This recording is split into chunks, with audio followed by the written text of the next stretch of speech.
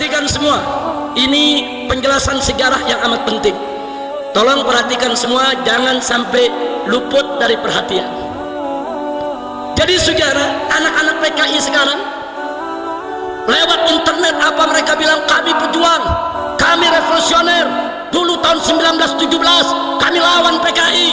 Sebelum yang lain berani melawan PKI, kami yang sudah melawan PKI. Bohong. ISDV ketika itu melawan Belanda bukan untuk kemerdekaan Indonesia, bukan untuk kelahiran NKRI. Mereka melawan Belanda, saudara, hanya untuk menggulingkan pemerintahan kapitalis diganti dengan pemerintahan komunis.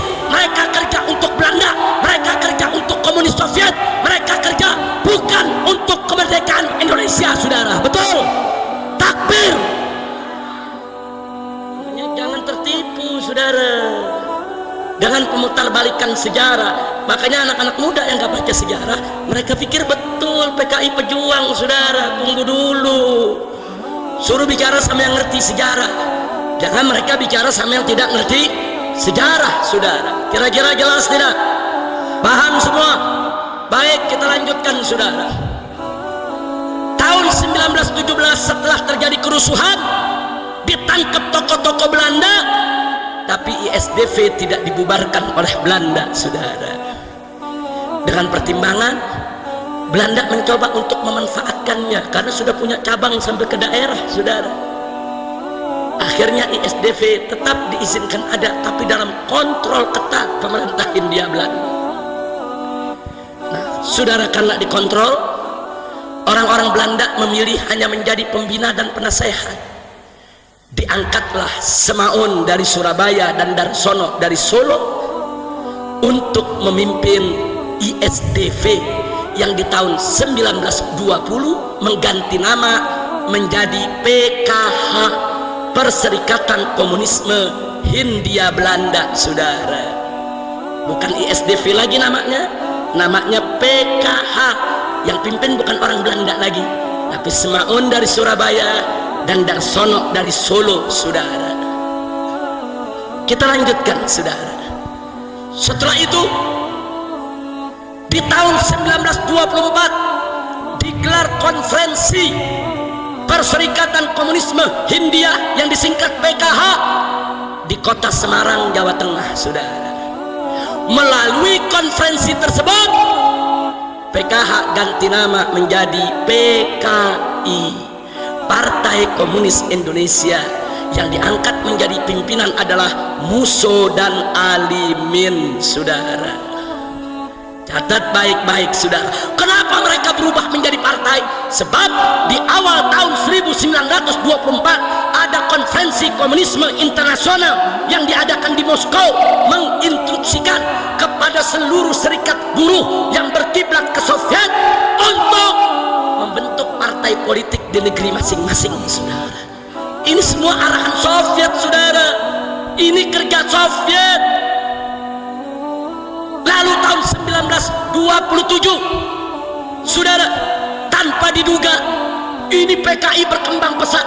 Setelah menjadi partai, makin banyak orang yang berminat, saudara, dengan aneka ragam janji. Kalau ikut PKI partai, nanti bisa jadi pejabat, nanti bisa jadi anggota dewan, nanti bisa jadi ini, bisa jadi itu, saudara. Buruh dan tani berbagai daerah rame-rame ikut kepada PKI, saudara. Nggak main-main, saudara. Akhirnya apa yang terjadi? Di tahun 1924 mereka lakukan kerusuhan besar-besaran, saudara, lebih besar dari tahun 1917. Mereka bakar terminal, mereka bakar stasiun, mereka lakukan sabotase kepada kantor-kantor pemerintah, mereka bakar perkebunan, mereka bakar hutan, mereka bikin kekacauan di mana-mana. Buruh-buruh mogok kerja, saudara, dibikin kekacauan. Pemerintah Hindia Belanda marah besar, diturunkan tentara sebanyak-banyaknya untuk mengatasi para buruh dan tani, dan akhirnya kerusuhan itu bisa diatasi oleh Belanda. Bagaimana pimpinan PKI, saudara? Musso dan Alimin dibuang ke Moskow, bukan di penjara, saudara. Dibuang ke Moskow atas pemerintahan Uni Soviet. Di Moskow dia punya rumah, di Moskow punya mobil, di Moskow dia dapat gaji, saudara. Agen KGB, agen rahasia Uni Soviet. Lalu bagaimana dengan rakyat, petani petani dan buruh saudara yang diprovokasi, yang dihasut untuk melakukan kerusuhan. Mereka diberondong oleh Belanda, dibantai oleh Belanda, dibunuh oleh Belanda. Berapa ribu yang mati dan 13.000 orang ditangkap, dibuang ke Irian Papua sana saudara, dipaksa kerja keras rodi. Nggak sampai di situ, petani-petani ditangkapi, ditembak satu persatu, mayatnya digantung di jalan-jalan saudara. Insya Allah. Jadi di sini juga anak-anak PKI jangan coba-coba mengatakan kami pejuang, kami revolusioner. Dulu orang-orang tua kami melawan Belanda. Dulu PKI melawan Belanda bukan untuk memerdekakan Indonesia. Dulu PKI melawan Belanda saudara, mereka hanya menjadi alat Uni Soviet untuk menggulingkan pemerintahan kapitalis di Eropa untuk diganti dengan pemerintahan komunis. Buruh dan tani hanya dijadikan korban, buruh dan tani hanya dijadikan bemper. Kurang ajar ini PKI saudara. Begitu saya mau tanya semua yang dari sini, kalau gitu PKI licik tidak? Licik tidak? Mengorbankan rakyat, buruh, petani jahat tidak? Zalim tidak? Yang mereka lakukan saudara. Baca manifesto PKI, mana ada untuk memerdekakan Indonesia? Enggak ada saudara. Akhirnya di tahun 1927 setelah PKI melakukan kerusuhan besar, dibubarkan oleh Belanda saudara. Sejak saat itu finish PKI tidak ada saudara. Bagaimana nasib Musul Alimin? Tinggal di Uni Soviet saudara, dibina, dididik oleh KGB. Dan setiap tahun Musul dan Alimin selalu hadir dalam konferensi komunis internasional di Berlin Jerman, di Beijing Cina, dan di Moskow Uni Soviet, mengatasnamakan Indonesia saudara. Jadi biar anda tahu ini kaki tangan Uni Soviet, tapi mereka nggak balik ke Indonesia saudara. Singkat cerita, menjelang kemerdekaan Republik Indonesia tahun 1945, tokoh-tokoh nasional bersama para kiai kita kumpul musyawarah saudara untuk merumuskan bagaimana kelak bentuk dan dasar negara Indonesia jika merdeka saudara.